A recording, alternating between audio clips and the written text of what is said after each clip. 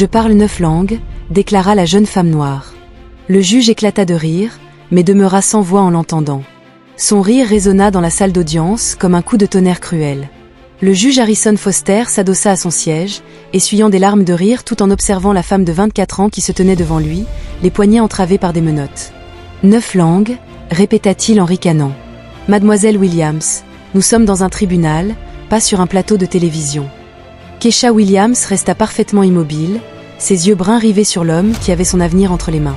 Accusée d'avoir falsifié des diplômes universitaires pour décrocher un poste de traductrice dans plusieurs multinationales, elle avait été arrêtée 3 jours plus tôt dans sa petite maison de la banlieue d'Atlanta, sous le regard médusé de ses voisins et des caméras qui avaient transformé son humiliation en spectacle national. Le procureur, Marcus Thompson, un homme blanc impeccablement vêtu et arborant un sourire condescendant, feuilletait ses dossiers de façon théâtrale. Votre honneur, l'accusée affirme maîtriser couramment l'anglais, l'espagnol, le français, le mandarin, l'arabe, l'allemand, le russe, le japonais et le portugais. Elle n'a qu'un diplôme de fin d'études secondaires et a grandi dans un quartier défavorisé. La supercherie est évidente. C'est vrai que je n'ai pas de diplôme universitaire, déclara calmement Keisha, surprenant toute la salle. La plupart des prévenus gardaient le silence lors des audiences préliminaires. Mais cela ne signifie pas que je mens sur mes compétences. Le juge Foster leva un sourcil, son amusement laissant place à l'agacement. Mademoiselle Williams, je vous conseille de ne pas prolonger cette situation embarrassante. Des preuves montrent que vous avez facturé des milliers de dollars pour des services que vous étiez manifestement incapable de fournir. Avec tout le respect que je vous dois, votre honneur, répondit Keisha en redressant les épaules malgré les menottes, vous me condamnez sans même m'écouter. Permettez-moi de vous montrer, de vous prouver. Foster repartit dans un rire bref. Et que comptez-vous faire? Nous réciter l'alphabet en chinois? Au premier rang, le docteur Elena Rodriguez, avocate de la défense qui s'était proposée bénévolement après avoir vu le reportage à la télévision, observait la scène avec une colère croissante. Elle avait tenté de dissuader Keisha de réclamer cette démonstration, mais la jeune femme était restée inébranlable. Elle voulait enfin prouver la vérité. Votre honneur, intervint le docteur Rodriguez en se levant, ma cliente a le droit de se défendre correctement. Si elle affirme posséder ses compétences, pourquoi ne pas lui permettre de les montrer? Foster réajusta ses lunettes, visiblement irrité. C'est absurde, docteur Rodriguez. Regardez-la, une jeune femme noire, sans diplôme universitaire, issue d'un quartier pauvre. Comment pourrait-elle parler 9 langues? Le silence qui suivit fut glacial. Les journalistes échangèrent des regards sidérés. Certains jurés s'agitèrent, mal à l'aise. Le commentaire raciste venait d'être prononcé clairement, enregistré, diffusé en direct. Mais Keisha ne sembla ni surprise, ni choquée. Ses yeux se plissèrent légèrement et une étincelle dangereuse, froide et déterminée, y brilla un instant. Ce n'était pas de la colère, mais la résolution d'une personne habituée à ce genre de mépris, qui avait appris à répondre aux doutes par la patience et la preuve. « Votre Excellence », dit-elle d'une voix étrangement sereine, rendant l'atmosphère encore plus lourde, « vous venez de démontrer exactement pourquoi je me retrouve ici. Pas parce que j'ai menti sur mes capacités, mais parce que j'existe dans un monde qui refuse de croire que des personnes comme moi puissent posséder des talents exceptionnels. » Foster se renfrogna, conscient qu'il venait de franchir une ligne dangereuse, mais il était trop tard, les caméras avaient tout capté. Et quelque chose dans le ton de Keisha laissait deviner qu'elle n'était pas simplement une accusée désespérée cherchant à échapper à une sanction. Elle semblait garder un secret trop puissant pour être révélé trop tôt, attendant que le système s'enfonce lui-même dans ses préjugés. La remarque du juge explosa dans la salle comme une bombe. En quelques secondes, le tribunal se transforma en champ de tension silencieuse. Les journalistes tapaient frénétiquement, les avocats murmuraient, les réseaux sociaux s'enflammaient déjà. « Votre honneur », reprit le docteur Rodriguez en se levant à nouveau, la voix tranchante, « je demande que ce commentaire soit retiré du procès-verbal et que des excuses publiques soient présentées à ma cliente. » Foster, agacé, ajusta sa toge. « Docteur Rodriguez, je n'ai fait qu'énoncer une réalité statistique. Combien de personnes, issues d'un milieu comme le sien, maîtrisent réellement 9 langues? Soyons sérieux. » Keisha ne bougea pas, mais sa respiration changea. Ses poings se crispèrent légèrement dans les menottes, et ses yeux se fermèrent un instant comme si elle puisait dans un souvenir ancien et puissant. Le procureur Thompson saisit l'occasion pour revenir à l'attaque. « Votre honneur, 3 multinationales ont fait appel au service de la défense. Global Tech a perdu un contrat de 2 millions de dollars en raison de traductions erronées de l'anglais au mandarin. Diplomatic Solutions a vu des documents rejetés par des ambassades à cause d'erreurs grotesques en français et en arabe. Il agita une pile de feuilles. Et pire encore, l'International Aid Foundation a vu sa proposition humanitaire refusée par l'ONU, tellement les traductions en russe étaient catastrophiques. Ce n'est pas seulement de la fraude, c'est du sabotage envers des organisations qui tentent d'aider des populations vulnérables. Chaque accusation était un coup de poignard public. Kesha sentait le poids des regards, le jugement, le doute automatique que l'on réservait toujours à des personnes comme elle. Mais son expression n'était pas celle d'une femme prise au dépourvu. Elle avait l'air triste, comme si elle savait parfaitement d'où provenaient ces fausses accusations. « Mademoiselle Williams », dit Foster d'un ton faussement paternel en se penchant en avant, « vous avez la possibilité d'avouer, d'accepter un accord et peut-être d'obtenir une peine allégée. Cessez cette mascarade et dites la vérité. » C'est alors que Kesha rouvrit les yeux et fit quelque chose qui laissa toute la salle sans voix. Elle esquissa un sourire. Pas un rictus amer ou résigné, mais un sourire chargé de certitude, le genre de sourire que porte quelqu'un qui détient une vérité que les autres ignorent. « Votre honneur, dit-elle d'une voix posée, puis-je poser une question au sujet des entreprises qui portent plainte contre moi ?» Thompson fronça les sourcils. « Quel genre de question ? J'aimerais savoir exactement à quel moment Global Tech a estimé que ma traduction était incorrecte, avant ou après avoir découvert que je n'avais pas de diplôme universitaire. » Un malaise s'installa. Thompson feuilleta nerveusement ses documents. « Cela n'a aucune importance, » répondit-il sèchement. « Et diplomatique solution ?» enchaîna-t-elle, sa voix prenant de l'assurance. « Ont-ils rejeté mon travail avant ou après avoir appris que j'avais grandi à Mechanicsville ?»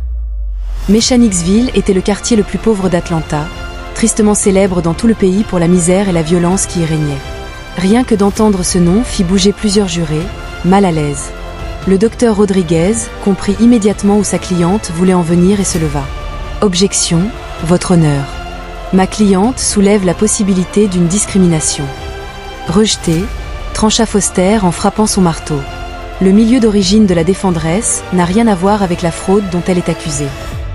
Mais Kesha n'avait pas terminé. « Votre honneur, vous avez dit qu'il était statistiquement improbable qu'une personne issue de mon contexte parle 9 langues. Puis-je vous demander combien de personnes venant d'un milieu similaire au mien vous connaissez réellement ?» Le visage de Foster vira au rouge. « Mademoiselle Williams, vous mettez ma patience à rude épreuve. »« Je ne teste rien du tout, » répliqua Kesha, sa voix prenant une tonalité presque hypnotique, chaque mot choisi avec une précision tranchante. « J'essaie simplement de comprendre si ce tribunal juge la compétence ou l'apparence. » C'est alors qu'un événement inattendu se produisit. Dans la galerie, une femme âgée aux cheveux argentés se leva discrètement. C'était Madame Chen, une ancienne enseignante qui suivait assidûment l'affaire dans les médias. Son regard était fixé sur Kesha, empli d'une reconnaissance naissante. La salle continuait d'échanger et de murmurer, mais Madame Chen se pencha vers son voisin. « Je connais cette jeune femme. » Kesha, comme si elle avait senti ce regard posé sur elle, tourna légèrement la tête. Lorsque leurs yeux se croisèrent, un éclat passa entre elles. Une compréhension mutuelle, un souvenir commun, un secret sur le point de faire basculer toute l'histoire. Madame Chen sortit son téléphone et rédigea rapidement un message avant d'appuyer sur « Envoyer ». « J'ai retrouvé Kesha Williams. C'est bien elle. Préparez tout. Maintenant. » Pendant ce temps, le procureur Thompson reprit l'offensive. « Votre honneur, malgré les réflexions sociologiques intéressantes de la défendresse, nous avons des preuves concrètes que son incompétence a causé un préjudice réel à des entreprises parfaitement légitimes. »« Et comment le savez-vous » l'interrompit doucement Kesha. « Parlez-vous mandarin, arabe ou russe ? Êtes-vous en mesure d'évaluer vous-même mes traductions ?» Thompson hésita. « Nous avons fait appel à des experts. »« Des experts ?» répéta-t-elle, un sourire énigmatique aux lèvres. « C'est intéressant, parce que j'aimerais beaucoup rencontrer ces soi-disant spécialistes, notamment ceux qui auraient évalué mes traductions dans des dialectes spécifiques. Le mandarin pékinois, l'arabe marocain par rapport à l'arabe égyptien, ou encore le russe académique comparé au russe commercial. » Ce niveau de précision fit se redresser plusieurs linguistes présents dans la salle. Ce n'était pas la manière de parler d'une impostrice, mais d'une véritable polyglotte. Madame Chen avait terminé son message et appuya sur « Envoyer ». Foster, sentant qu'il perdait totalement la maîtrise de l'audience, tenta de reprendre le contrôle. « Assez. Cette comédie a assez duré. Je mets fin à cette prétendue démonstration et je vais fixer immédiatement la date du procès. »« Un instant, votre honneur », interrompit une voix nouvelle.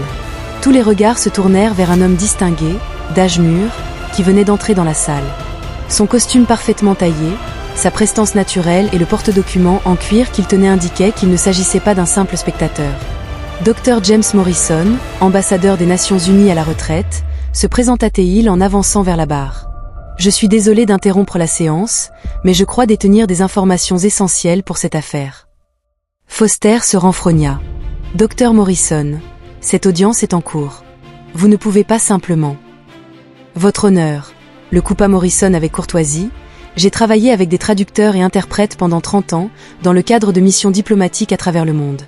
Et je peux affirmer sous serment que je connais personnellement le travail de Keisha Williams. » La salle entière retint son souffle. Keisha fixa Morrison, surprise, mais aussi profondément soulagée, comme si une pièce cruciale de son histoire venait enfin de s'emboîter. Thomson bondit de son siège. Objection. Cet homme n'a pas été répertorié comme témoin. Mais Morrison avait déjà ouvert son porte-document. J'ai ici des documents officiels des Nations Unies, tamponnés et signés, attestant que Mademoiselle Williams a travaillé comme traductrice indépendante pour 3 missions humanitaires internationales au cours des 2 dernières années. Et non seulement ses services ont été satisfaisants, mais ils ont été remarquables. Foster semblait soudain incapable de prononcer le moindre mot. Thomson feuilletait frénétiquement ses dossiers, comme s'il cherchait un moyen d'écarter des preuves qu'il n'avait clairement pas anticipées. Quant à Keisha, elle se contenta de fermer les yeux une seconde fois, comme si elle puisait dans une réserve de force qu'elle avait préservée précisément pour cet instant. Lorsqu'elle les rouvrit, une détermination farouche y brûlait, au point de faire reculer légèrement le juge dans son fauteuil. « Votre honneur, dit-elle d'un ton désormais ferme et assuré, j'accepte l'idée d'une démonstration. Mais pas ici, pas de cette manière, et certainement pas comme un numéro destiné à vous divertir. » Elle s'interrompit et laissa son regard parcourir la salle. Le juge suffisant, le procureur fébrile, son avocate emplie d'espoir, puis la galerie entière, venue assister à ce qu'il croyait être sa chute.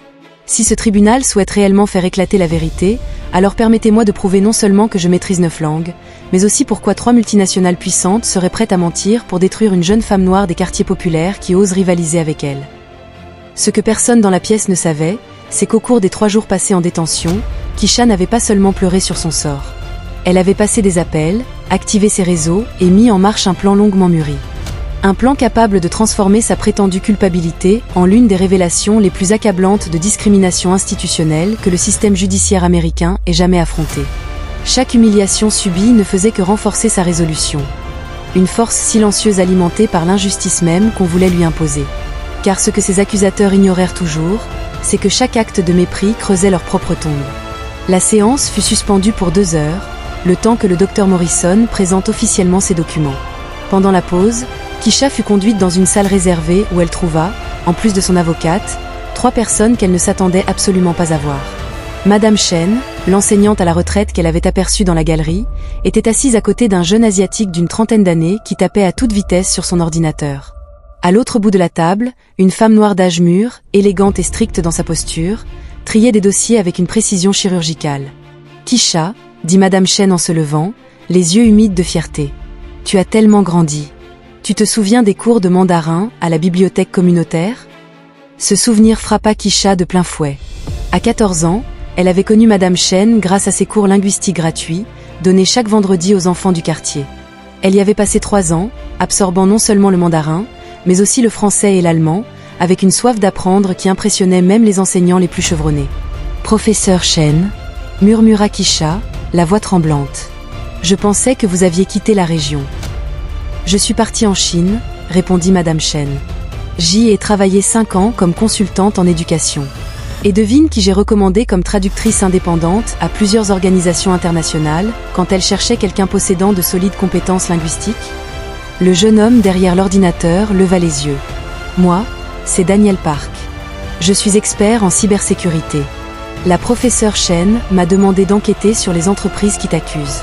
Et ce qu'on a découvert. » Il tourna l'écran vers Keisha, révélant un tableau d'informations dense et incriminant. « Va faire exploser toute cette affaire. » La femme élégante se présenta ensuite. Dr Victoria Johnson, spécialiste en litige d'entreprise. « Keisha, durant les 3 jours où vous étiez incarcérée, nous avons constitué un dossier qui dépasse largement la simple preuve de votre innocence.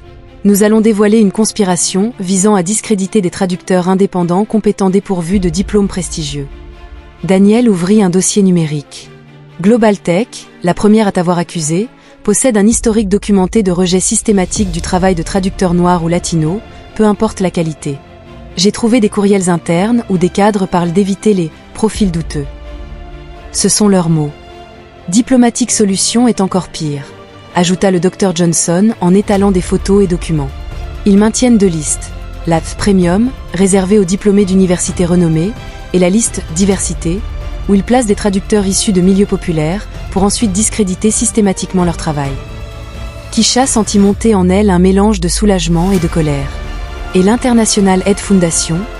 demanda-t-elle. Madame Chen poussa un soupir lourd. Ce fut le plus difficile à découvrir. Ils ont rejeté votre traduction russe parce que vous avez rendu littéralement certaines expressions idiomatiques, ce qu'un traducteur académique aurait modifié culturellement. Daniel intervint. Mais techniquement, votre traduction était impeccable. Elle transmettait le message exact des réfugiés russes. Le problème, c'est qu'ils ont préféré la version propre et froide d'un traducteur diplômé de Harvard, 3 fois plus cher, qui a transformé un appel désespéré en jargon administratif. Résultat, l'ONU a rejeté la proposition parce qu'elle manquait d'authenticité. Le docteur Rodriguez, qui écoutait en silence, parla enfin. Kisha, ils n'ont pas seulement menti sur vos compétences.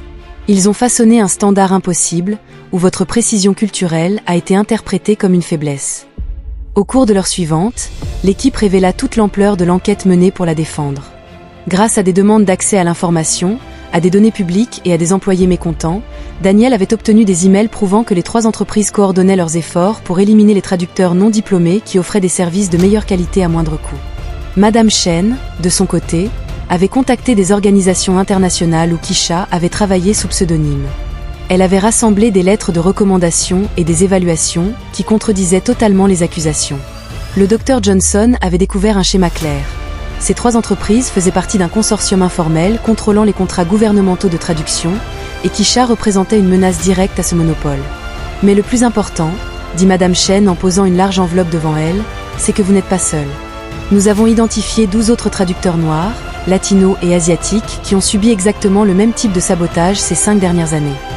Kesha ouvrit l'enveloppe, des lettres manuscrites, chacune retraçant une histoire similaire, talents exceptionnels étouffés, compétences mises en doute, contrats annulés dès qu'on apprenait l'absence de diplômes prestigieux. « Vous avez fait tout ça en 3 jours ?» demanda Kisha, sidérée. Daniel esquissa un sourire. « Non. Madame Chen enquête là-dessus depuis 2 ans, depuis qu'un de ses anciens élèves a été mis sur liste noire.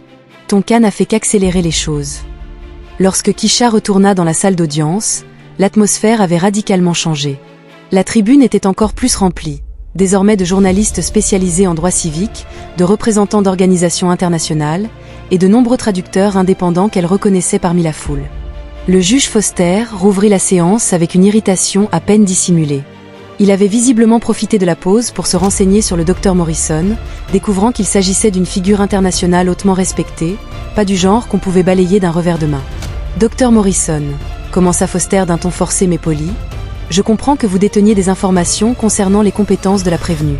Cependant, cela n'invalide pas les accusations précises formulées par les entreprises concernées. » Morrison se leva avec une tranquillité assurée. « Votre honneur, avec tout le respect que je vous dois, les éléments que je vais présenter ne se contentent pas de réfuter ces accusations. Ils mettent au jour un schéma de discrimination systématique qui transforme ce dossier individuel en affaire de droit civique. » Le procureur Thompson s'élança hors de son siège. Objection. Cela dépasse totalement le cadre. Rejeté, coupa Foster, malgré lui captiver. Dr Morrison, continuez. C'est alors que Case comprit tout le génie du plan en cours. Il ne cherchait pas simplement à prouver son innocence. Il visait à révéler l'existence d'un système entier fondé sur le favoritisme et l'exclusion. Morrison alluma un projecteur. La première diapositive s'afficha, un tableau comparant les taux de rejet des traductions selon l'origine sociale et ethnique des professionnels. Votre honneur, durant mes décennies de carrière diplomatique, j'ai collaboré avec des centaines de traducteurs. Nous avons constaté que les traducteurs dépourvus de diplômes universitaires officiels, en particulier ceux issus de minorités, se voient refuser leurs travaux à un taux bien plus élevé que leurs homologues diplômés, même lorsque leur qualité est supérieure. La diapositive suivante montrait des courriels internes de Global Tech. Ces messages, obtenus légalement par des employés témoins, détaillent comment exclure les « éléments non désirés » du vivier de traducteurs indépendants. Thomson avait perdu toutes ses couleurs, fouillant nerveusement ses dossiers à la recherche d'un échappatoire inexistante. La troisième preuve était encore plus accablante. Un enregistrement audio d'une réunion de direction de Diplomatic Solutions.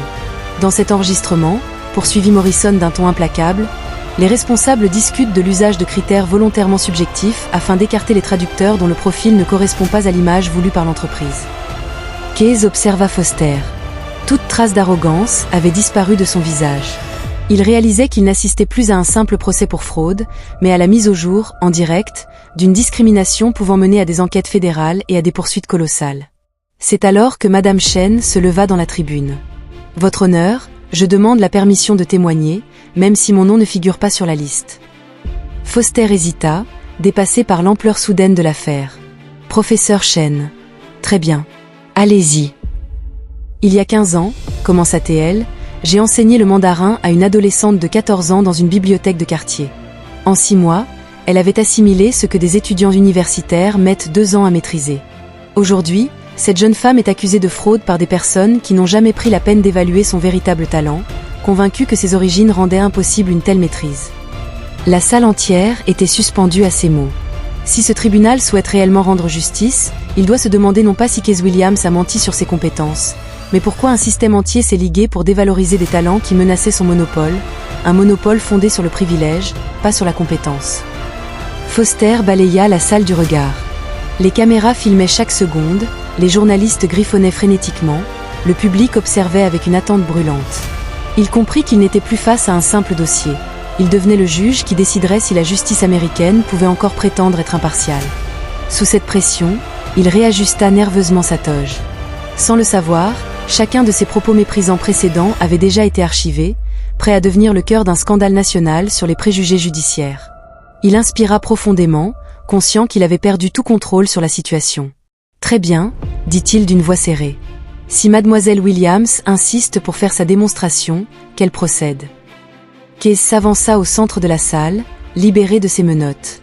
Elle inspira longuement, comme une athlète se préparant à un moment décisif. « Votre honneur, avant de commencer, je voudrais éclaircir un point concernant les entreprises qui m'accusent. » Dans la tribune, Daniel Park se leva et activa un projecteur portable. Une capture d'écran WhatsApp apparut au mur. « Cette conversation a été obtenue légalement, » annonça Kesha. « Observez la date. Elle est postérieure à la validation de ma traduction par les partenaires chinois. Lisez ce qu'ils s'échangent. » Foster remonta ses lunettes et lut à haute voix. « Elle a fourni un travail impeccable, mais nous ne pouvons pas rémunérer une freelance sans diplôme. Trouver un prétexte et annuler. » Un souffle de stupéfaction parcourut la salle. Thompson bondit. Ces messages peuvent avoir été manipulés. Kesha esquissa un sourire. « Monsieur le procureur, parlez-vous mandarin ? » Cela n'a aucune importance. Au contraire. Elle se tourna vers Madame Chen. « Professeur, pourriez-vous lire l'évaluation des partenaires chinois concernant ma traduction ?» Madame Chen se leva, prit un document, et lut d'un mandarin limpide. Sa voix résonna dans la salle, empreinte d'une autorité incontestable. « Je vais maintenant traduire, » annonça Kesha avec calme. « C'est la traduction la plus culturellement sensible et techniquement précise que nous ayons reçue depuis 5 ans. La traductrice comprend non seulement les mots, mais aussi les intentions derrière eux. Nous recommandons vivement ses services. » Foster resta figé, désemparé. « Comment pouvons-nous vérifier que cette traduction est exacte ?